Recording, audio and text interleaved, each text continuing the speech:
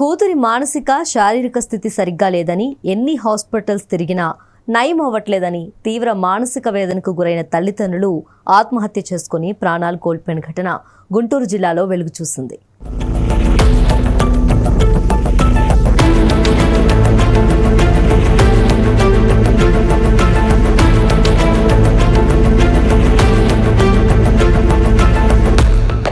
పల్నాడు జిల్లా నర్సరావుపేటలో ఒకే కుటుంబానికి చెందిన ముగ్గురు ఆత్మహత్యకు పాల్పడటం పెను సంచలనంగా మారింది.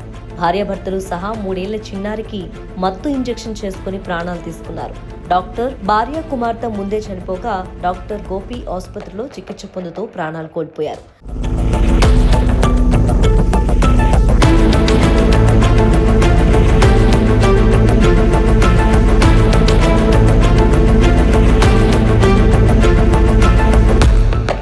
నాదెండ్ల మండలం సాతులూరుకు చెందిన కుంభా గోపి భోపాల్ ఎయిమ్స్లో అనస్థీషియా డాక్టర్గా పనిచేసేవాడు.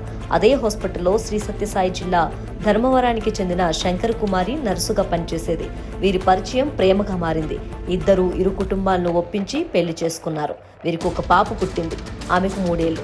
అయితే పాప మోనిహా పుట్టినప్పటి నుండి డౌన్ సిండ్రోమ్ అనే ఒక జన్యు సంబంధమైన వ్యాధితో బాధపడుతూ ఉండేది. డౌన్ సిండ్రోమ్ అంటే శారీరక మానసిక ఎదుగుదల సమస్యలతో బాధపడటం. దీంతో బిడ్డ భవిష్యత్తు గురించి ఆలోచిస్తూ దంపతులిద్దరూ కలత చెందేవారు.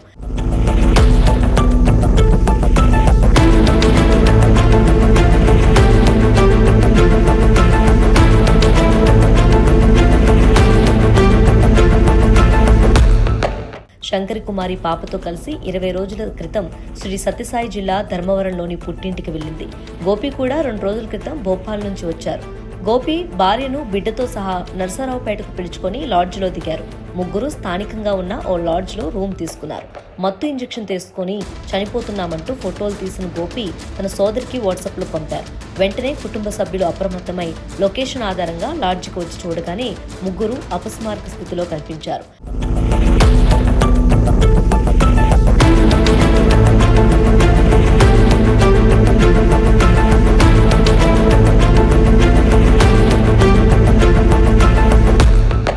వెంటనే ముగ్గురిని ఆసుపత్రికి తరలించగా అప్పటికే శంకర్ కుమారి, చిన్నారి మౌనిహా చనిపోయినట్లు డాక్టర్లు గుర్తించారు.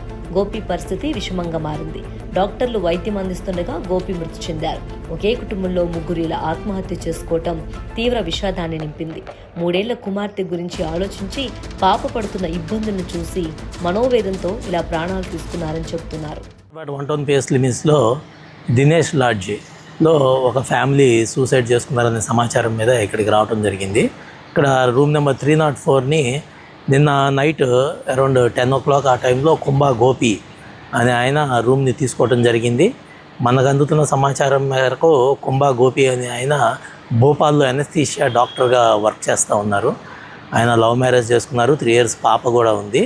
వీళ్ళ పాపకి కొద్దిగా డౌన్ సిండ్రోమ్తో ఉందని చెప్పేసి అని వాళ్ళకి ఏదో కొంచెం ఇది ఉన్నట్లుగా తెలుస్తోంది. ప్రాథమికంగా చేతులకి క్యాండిలా పెట్టుకొని వాళ్ళ ఎనస్థెటిక్ డ్రగ్స్ ఏయో డ్రగ్స్ని ఇంజెక్ట్ చేసుకుంటూ ఆ ఫొటోస్ వాళ్ళ ఫ్యామిలీ మెంబర్స్కి షేర్ చేసి ఈ లాడ్జ్ లొకేషన్ని వాళ్ళకి షేర్ చేశారు.